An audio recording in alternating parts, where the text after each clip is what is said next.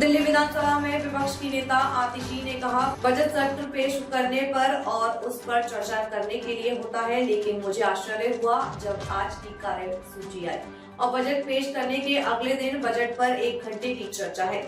मैं भाजपा से जानना चाहती हूँ कि वे क्या छुपा रही हैं। बजट में ऐसा क्या है जो वे इस पर चर्चा नहीं करना चाहते। सबसे पहले आर्थिक सर्वेक्षण पेश नहीं किया गया और जब बजट पेश किया गया तो केवल 1 घंटे की चर्चा हुई। इससे साफ पता चलता है कि कुछ तो गड़बड़ है। जो बजट सत्र होता है वो बजट की पेशकश और बजट पे चर्चा के लिए होता है, लेकिन कल जब आज का लिस्ट ऑफ बिजनेस आया तो मुझे बहुत अचंभा हुआ कि बजट पेश होने के अगले दिन बजट पे सिर्फ 1 घंटे की चर्चा है। दुनिया के अलग अलग मुद्दे आज लिस्ट ऑफ बिजनेस में है और बजट पे मात्र 1 घंटे की चर्चा।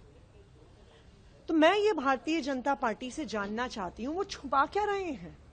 ऐसा क्या है बजट में कि वो उस पर चर्चा नहीं करना चाहते? सबसे पहले इकोनॉमिक सर्वे पेश नहीं हुआ। जो आंकड़े अर्थव्यवस्था के हैं, टैक्स के हैं, वो दिल्ली के लोगों के सामने नहीं आए।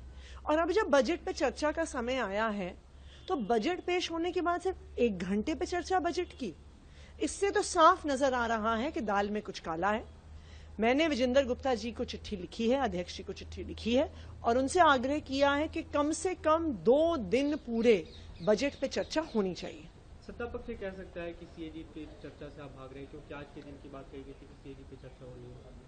पर फिर क्या बजट पे चर्चा नहीं करेंगे? कर ले सीएजी पे चर्चा फ्राइडे को, बजट सत्र को आगे बढ़ा ले। बजट सत्र को 2 दिन और बढ़ाएं, 3 दिन और बढ़ाएं, पर आप बजट पे सिर्फ 1 घंटे की चर्चा करेंगे तो सवाल तो उठेगा